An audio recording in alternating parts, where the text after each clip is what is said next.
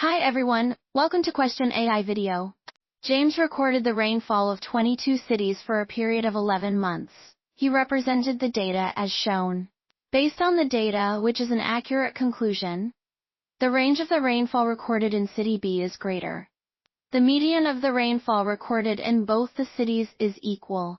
The range of rainfall recorded in both the cities is equal. The median of the rainfall in City AA is greater. Want the full explanation? Check out the details below for the complete answer.